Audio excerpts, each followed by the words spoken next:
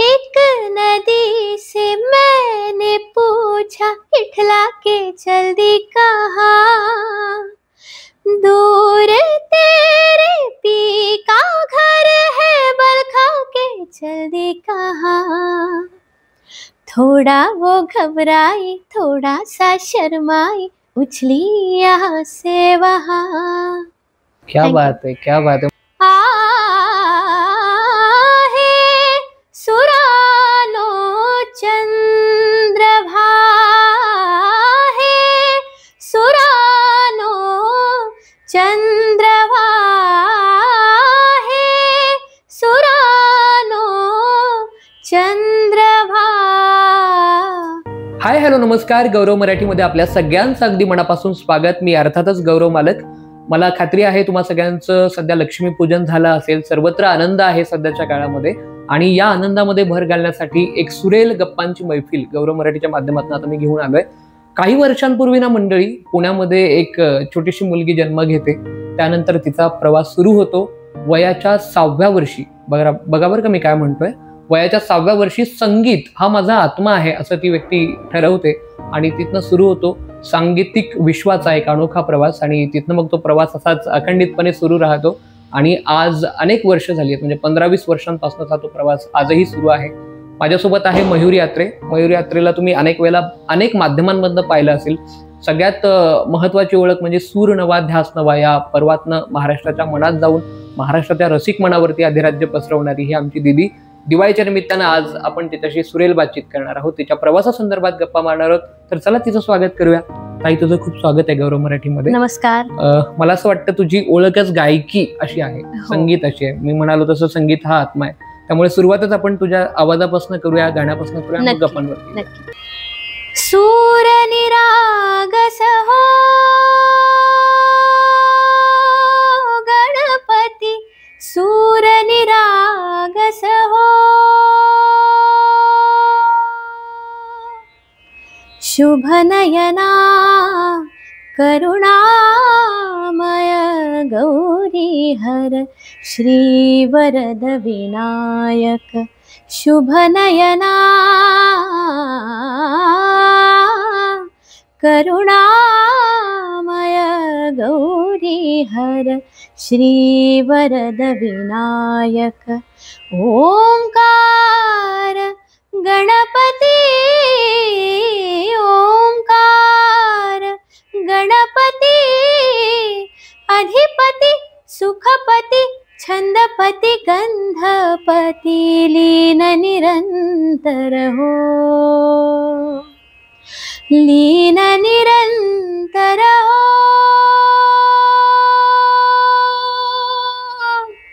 सूर निरागस हो, सूर निरागस हो गणपती, सूर निरागस हो। क्या बात आहे, क्या बात आहे। म्हणजे ज्यावेळेला शब्दांना सूर जाऊन भेटतात ना, तेव्हा खऱ्या अर्थाने एक वेगळंच विश्व आणि वेगळ्याच फिलिंग असतात मनामध्ये। आता आपण तुझ्या प्रवासाकडे येऊ। वयाच्या 6व्या वर्षापासून तू तुझा संगीत क्षेत्रातला प्रवास सुरू केला। काय नेमकी ती सुरुवात होती, कशी होती, काय सांगते? सर्वप्रथम सर्व रसिक श्रोत्यांना माझा नमस्कार आणि गौरव मराठीमध्ये मला आज या छोट्याशा पॉडकास्टसाठी बोलवल्याबद्दल मी गौरव तुमचे आणि सर्व टीमचे आभार मानते। संगीताचा प्रवास कसा सुरू झाला तर खरं तर मी तेव्हा खूप लहान वय होतं, माझं 5-6 वर्षाची होते आणि तेव्हा असं झालं की आपल्याला शाळेत जशी बडबड गीतं शिकवलेली असतात तसं आम्हालाही शाळेत बडबड गीतं शिकवली जायची आणि प्रीस्कूल मध्ये असताना मग ती बडबड गीतं असं व्हायला लागलं की टीचर ऐवजी किंवा असं व्हायला लागलं की माझ्या मागे मागे वर्ग ती बडबड गीतं म्हणायला लागायचा आणि अख्खा क्लास म्हणजे सगळी मुलं मग माझ्या मागे मागे ते गायचे आणि मग आमच्या टीचर होत्या, त्यांच्या असं लक्षात आलं की हिच्यात ताला सुरात ही ते म्हणू शकते आणि म्हणून सगळे हिच्या मागे म्हणतात। तसंच माझ्या आईबाबांनी ते मी लहान असतानाच ओळखलं आणि मग तिथून खरं तर ते सुरू झालं की त्याच टीचर होत्या, त्यांच्याकडे मग माझं सांगीतिक शिक्षण सुरू झालं। मी 4 वर्ष त्यांच्याकडे संगीताचे धडे घेतले। तेव्हा माझी तब्येत खूप नाजूक होती, तर माझ्या कलाकलांनी अतिशय प्रेमाने त्या मला शिकवायच्या। माझी आई माझ्याबरोबर येऊन बसायची, बहीण असायची, असा तो आमचा क्लास तेव्हा चालू झाला आणि मग वयाच्या 10व्या वर्षापासून मी सौ माधुरीताई जाधव यांच्याकडे शास्त्रीय संगीताचं शिक्षण घेते आणि आज आता जवळजवळ 16-17 वर्ष मी त्यांच्याकडे शास्त्रीय संगीताचं शिक्षण घेते. खूप मोठा प्रवास आहे. त्यावेळेला काय मॉनिटर वगैरे व्हायचं होतं वर्गात? असं काही नाही खरं मॉनिटर वगैरे, पण ते गाण्यामुळे आपोआपच मॉनिटर झाल्यासारखं झालं तेव्हा. क्या बात आहे. हा सगळा प्रवास आज सूर नवा ध्यास नवाच्या मंचापर्यंत पोहोचला. त्याच्याही आधी किमान तुझा एक ऑडियन्स तू निर्माण केला होता, एक ओळख होती तुझी. सूर नवा ध्यास नवाचा प्रवास आपण करावा असं कधी वाटलं आणि तो प्रवास, त्याची सुरुवात काय? खरं तर खरी दिशा या करिअरला म्हणजे संगीताच्या प्रवासाला खरी दिशा मिळाली ती आयडिया सारेगमप लिटिल चॅम्प्स 2008 साली जे झालं तेव्हा झाली. त्याआधी मी गायचे, सगळ्यांना आवडायचं, त्याचं कौतुक व्हायचं, असं सगळं होतं. पण ते लिटिल चॅम्प्सचं जे पर्व आलं त्यामध्ये मी क्वार्टर फायनल्स पर्यंत तेव्हा होते आणि तेव्हा असं म्हणजे त्या स्टेजवर जाऊन गाणं किंवा 12,000 मुलांमधनं तेव्हा आम्ही 50 मुलं निवडलो गेलो होतो. तर त्या आपण कुठेतरी आहोत म्हणजे आपल्याला काहीतरी ते गाणं थोडंसं कुठेतरी येतंय किंवा इथे आपण स्टँड करतोय हे असं तेव्हा लक्षात आलं. आणि मग तेव्हा मी तशी नवखीच होते तरी पण गाण्यात, कारण वय लहान तर 10 वर्षाचीच होते. आणि तेव्हा मग ते संगीताचं खरं तर असं ठरलं की आता यातच करिअर होऊ शकतं का. कार्यक्रमांच्या संधी वगैरे आल्या, पण म्हणजे माझ्या घरच्यांचंही म्हणणं होतं, माझ्या गुरूंचंही म्हणणं होतं की कार्यक्रम आणि हे सगळं चालूच राहील, पण शिक्षण, संगीताचं शिक्षण घेणं महत्वाचं. त्याबरोबर जे अकॅडमिक्स आहे 10वी पर्यंतचं किंवा पुढचं शिक्षण सगळं घेणं तेही तितकंच महत्वाचं आहे. ते करत करत आम्ही मग शोज पेक्षा त्या गोष्टींकडे जास्त लक्ष दिलं. आणि मग जेव्हा संगीताच्या दृष्टीने परिपक्व म्हणजे होणं, अजूनही तो प्रवास चालूच आहे, पण जेव्हा असं वाटलं की आता कुठेतरी आपण पुन्हा रियालिटी शो मध्ये उतरू शकतो, कारण रियालिटी शो मध्ये उतरणं हे बरंच प्रेशरचं काम असतं, त्यामध्ये बऱ्याच गोष्टी वरखाली होत असतात. तुमचं गाणं परफेक्ट पाहिजे, तुम्हाला ते सगळं मानसिक प्रेशर ते पण हँडल करता आलं पाहिजे. सो त्या सगळ्याच्या दृष्टीने माझं MA शिक्षणही तेव्हा कम्प्लीट झालं होतं. आणि रियालिटी शो हा एक उत्तम प्लॅटफॉर्म असतो की जिथे तुम्ही अगदी लोकांच्या घराघरात पोहोचता. आजही लोक मला लिटिल चॅम्प्सच्या परफॉर्मन्स वरून असेल किंवा सूर नवा ध्यास नवाच्या परफॉर्मन्स वरून अजूनही ओळखतात. त्यामुळे ते एक उत्तम प्लॅटफॉर्म आहे. इतक्या सुंदर वादकांबरोबर गायची संधी मिळते, परीक्षकांचं मार्गदर्शन. तर या सगळ्या कारणांमुळे आम्ही सूर नवा ध्यास नवा 2022 साली करण्याचं पुन्हा ठरवलं आणि त्याप्रमाणे देवाच्या कृपेने सिलेक्शन झालं आणि छान त्या पर्वामध्ये परफॉर्मन्स. थोडं थांबवत असताना असं म्हणायचंय की हा जो प्रवास आहे, तू बोलताना असं म्हणतेस की हा प्रवास सुरू असताना माझे गुरु मला म्हणायचे की शिक्षण फार महत्वाचं आहे, किंवा तू त्या तन्मयतेनं ते ऐकलं त्यांचं. म्हणजे बऱ्याच वेळेला असं होतं ना, माझा हा प्रश्न कशासाठी की जे मुलं इथून पुढची या फील्डमध्ये येणार आहेत किंवा या इंडस्ट्रीमध्ये येणार आहेत, असं होतं जनरली की एखादी फेम मिळाल्याच्या नंतर ना एक ऍटिट्यूड येऊन जातो तुमच्यामध्ये, एक तुम्ही तो डोक्यात जातो असं मी म्हणेन सरळ सरळ. तर हे सगळं मिळाल्याच्या नंतर असलेली आतमधली जी विनम्रता आहे ती टिकवून ठेवणं हे चॅलेंज नाही वाटलं का? मग त्या सगळ्या गोष्टी असतात आणि ते छान शोकी किंवा त्या सगळ्या ते झगमगाट सगळा तो असतो एकीकडे, तो आपल्याला खुणावत असतो. पण संगीताचं विश्व इतकं मोठं आहे की आपण त्यात एक थेंब जरी झालो तरी खूप आहे, आणि तो थेंब होण्यासाठी सुद्धा खूप आहे अजून, असं वाटतं मला. हाच विश्वास किंवा हीच भावना कशी निर्माण, तू कशी जपलीस? हे याच्यासाठी माझ्या घरच्यांचा पण हात खूप मोठा आहे. माझ्या कुटुंबाचा जसा मला सपोर्ट आहे तसं ते मला ग्राउंडेड ठेवण्याचा वारंवार, म्हणजे त्यांनी मला चांगल्या चांगल्या गोष्टी ऐकवल्या, चांगल्या चांगल्या लोकांची भेट घडवून आणली की काय काय करणारी आणि किती पुढे जाणारी लोक आहेत आणि अजून किती आपल्याला करायला आहे. किंवा माझ्या गुरूंचं गाणं ऐकताना सुद्धा मला जाणवतं की अजून कितीतरी आपल्याला शिकायला आहे आणि आपण अजून कुठेच नाही आहोत. अजून असं खूप खूप आहे गाण्यातच की अजून ज्याला आपण स्पर्श करायचा आहे, ते शिकायचं आहे. तर अशा अनेक गोष्टी आहेत ज्यातून मला नेहमी ही जाणीव करून देण्यात आली आणि मला ती होत गेली की येस, अजून आपल्याला खूप दूरचा पल्ला गाठायचा आहे आणि त्यासाठी मेहनत आणि कष्ट हे करणं भाग आहे. आणि त्यासाठी काही गोष्टी ती वेळ आली की होत जातील.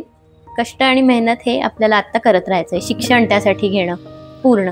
अगदी असं म्हणतात की माणसानं रेडिओ सारखं जगलं पाहिजे, कारण रेडिओवरती पुढचं गाणं कुठलं लागणार आहे आरजे शिवाय कोणालाच माहित नसतं.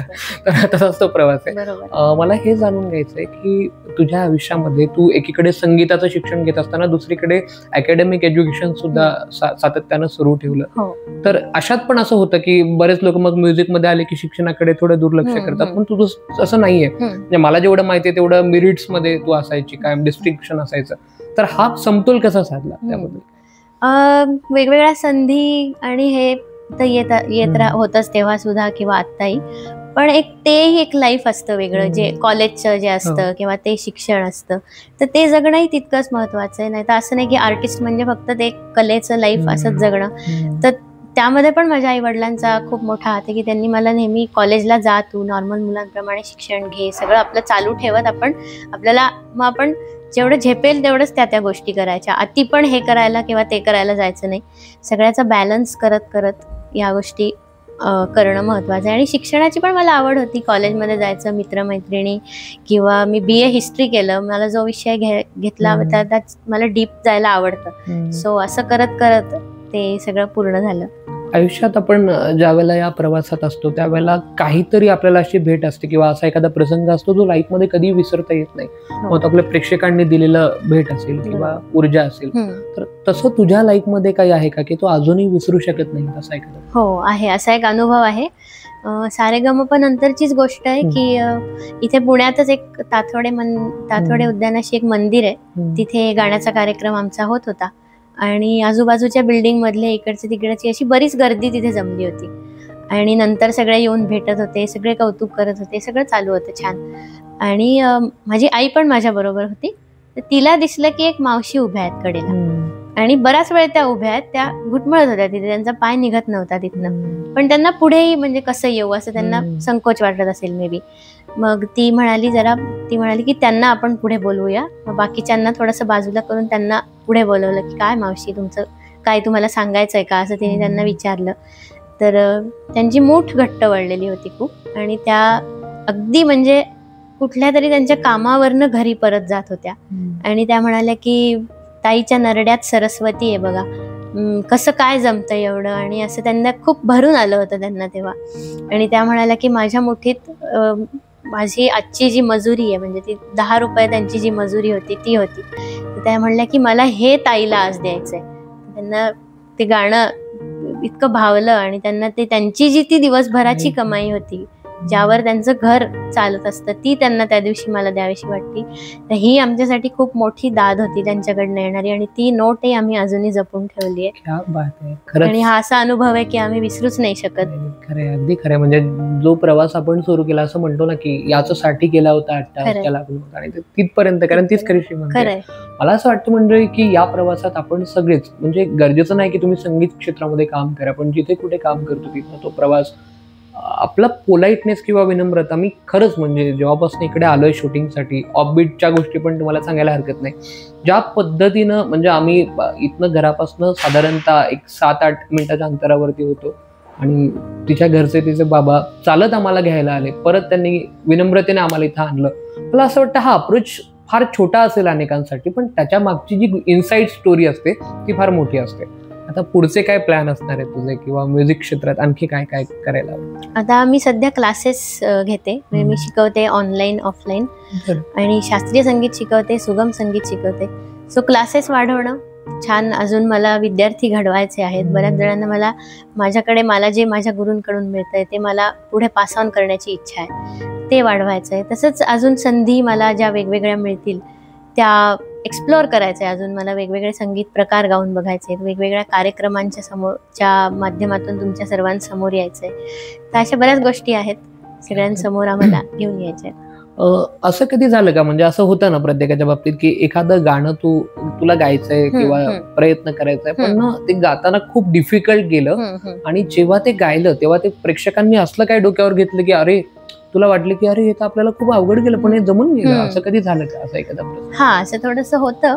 म्हणजे मी सुरुवातीला लाईट, म्हणजे जे थोडं बॉलिवूड किंवा असं जास्त गायचंय अगदी लहान असताना, आणि मग हळूहळू शास्त्रीय संगीतात तर माझं मन खूपच रमत गेलं. पण नाट्यसंगीत हा एक प्रकार होता ज्याचे मला थोडासा एक ब्लॉक होता कुठेतरी, की ते तितकं खुलवता यायचं नाही किंवा हे आपल्याला नाही येत असंच वाटायचं. आणि ते खरंच होतं, तेव्हा नाही पण यायचं मला, अगदी ऑनेस्टली सांगायचं तर. सो एका स्पर्धेत मग आम्ही तेव्हा विविध स्पर्धा करत होतो. स्पर्धेचा फायदा हाच की आपण कुठे आहोत, आपल्याला काय येतंय, काय नाही येते, मग कसं काम राहायचं, या सगळ्या गोष्टींचा आपणच आपला अभ्यास करू शकतो. वेगवेगळी गाणी कळतात असं. तर अशीच एक मोठी स्पर्धा होती आणि तेव्हा मग आम्ही ठरवलं की म्हणजे माझ्या गाण्यांचं सिलेक्शन असेल किंवा माझ्या आईचा फार मोठा हात या सगळ्यामध्ये. कार्यक्रमांचं निवेदन करणं, आम्ही गाणी सिलेक्शन या सगळ्यामध्ये ती असते.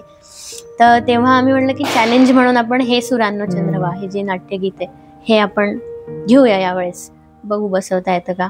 आणि मग ते तसं बसवण्याचा प्रयत्न केला. थोडीशी धाकधूक होती की काय कसं होतंय का बरोबर, खुलतंय का. पण मग ते त्या स्पर्धेला मी अर्थातच माझ्या गुरूंचंही मला मार्गदर्शन मिळालं आणि ते त्या स्पर्धेला मी गायलं आणि सुदैवाने मला पहिलं बक्षीसही मिळालं आणि सगळ्यांना ते आवडलंय खूप. आणि त्यामुळे मग तेव्हापासून मला एक कॉन्फिडन्स डेव्हलप झाला की हा आपण हे जे आपल्याला एक ब्लॉक होता ते आपण करू शकतोय आणि अजून आपण ते डेव्हलप करू शकतो. आता त्या नाट्यसंगीताचा उल्लेख झाला तर त्याच्या 2 लाईन प्लीज प्लीज. हा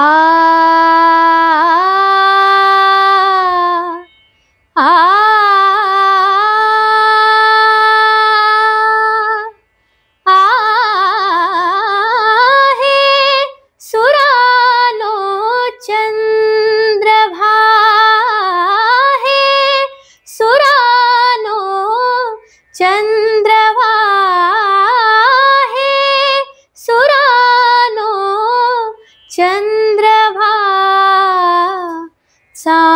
चांदण्यांचे कोश माझ्या चांदण्यांचे कोश माझ्या प्रियकराला पोचवा, चांदण्यांचे कोश माझ्या प्रियकराला पोचवा, हे सुरानो चंद्रवा हे सुरानो चंद्रभा. काय बोलावं कळत नाही याच्यावरती. अनेकदा असं होतं की संगीत हा प्रांत किंवा संगीत हे विश्वासाचं आहे की ज्या ठिकाणी कधी कधी शब्दही कमी पडतात. असं कधी होतं का? आता आई सूत्रसंचालकाची भूमिका पार पडते. हा, इतकं तुझं गाणं इतकं सुरेख की तिथे बोलणार असं शांत होऊन जातो, मग तो किती सुंदर बोलू दे. असं कधी झालंय आईच्या बाबतीत की फार इमोशनल झालं ऐकून? हो, आई म्हणजे माझी सगळ्यात मोठी चिअरलीडर किंवा माझी सगळ्यात मोठी फॅन माझी आई आहे. तर आणि अर्थात माझ्या सगळ्या प्रवासात ती माझ्या बरोबरीने असलेली माझे आई बाबा. तर हो, म्हणजे माझी बरीच गाणी ऐकताना त्यांच्या डोळ्यात पाणी असतं किंवा ते अतिशय तन्मयतेने ऐकतात. तर हे माझ्यासाठी खरीच खूप मोठी दाद असते, अतिशय प्रेमाने आणि ते माझ्या बरोबर. थोडं पर्सनल टचअप देतो. हे फार सिरियस झालं आतापर्यंत. लाडकी कोणाची आहे दीदी जास्त, आईची की बाबाची?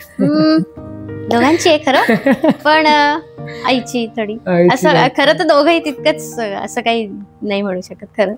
एक शेवटचा प्रश्न, आताच्या पिढीला जी नवी पिढी येऊ घालते किंवा तुला सध्या समवयस्क असलेली पिढी आहे त्यांना काय मेसेज देशील? मेसेज म्हणजे असंच देईन की सध्या खूप कॉम्पिटिशन आहे, सगळं आहे, पण आपण आपलं मेहनत करत राहणं आणि शिकणं हे कधी सोडू नये.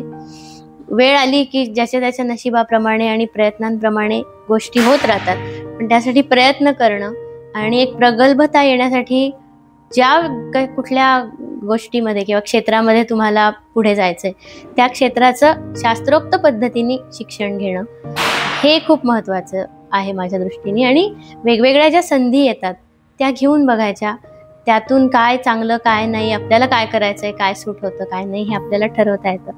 पण सर्व ऑपॉर्च्युनिटीज घेऊन त्या प्रत्येक क्षेत्राचे विविध पैलू एक्सप्लोअर करत राहा आणि एवढंच मी सांगते. ताई, खरंच तू जितकं छान गातेस तितकंच छान सुरेख बोलते सुद्धा. तुझ्या पुढच्या प्रवासासाठी आमच्याकडनं खूप शुभेच्छा. तुझा हा प्रवास दिवसेंदिवस असाच बहरत राहू, उमलत राहू असं मी म्हणून आज इकडे आमच्याशी बातचीत केली त्याबद्दल खूप धन्यवाद. थँक्यू. तर मंडळी, माणसाकडे एखादा तरी वेड्यासारखा गुण असावा जो या शहाण्यांच्या वेड्या दुनियेत जगायला बळ देतो. हे मला आत्ता सहज आठवलं म्हणून, आणि हे अगदी खरं आहे असं मला वाटतं. आणि आयुष्यामध्ये ज्या वेळेला आपल्याला एखादी प्रसिद्धी मिळते, ती प्रसिद्धी मिळाल्याच्या नंतर म्हणजे मी या मुलाखतीतनं हा विचार घेऊन जातोय की आपला पोलाइटनेस जो आहे तो आपण कायम ठेवला पाहिजे. ही मुलाखत तुम्हाला कशी वाटली या संदर्भातल्या तुमच्या प्रतिक्रिया कमेंट बॉक्समध्ये नक्की द्या. आणि हो, सध्या दिवाळी आहे, एकमेकांना काहीतरी गिफ्ट पाठवण्याची गोष्ट, तर हे सुंदर गिफ्ट असू शकतं इतरांसाठी. त्यामुळे पटकन ही लिंक दुसऱ्याला शेअर करा तुमच्या नातेवाईकांना, एवढंच सांगतो. आज इथेच थांबतोय. पाहत राहा नव्या युगातला नवा मीडिया. अर्थात गौरव मराठी.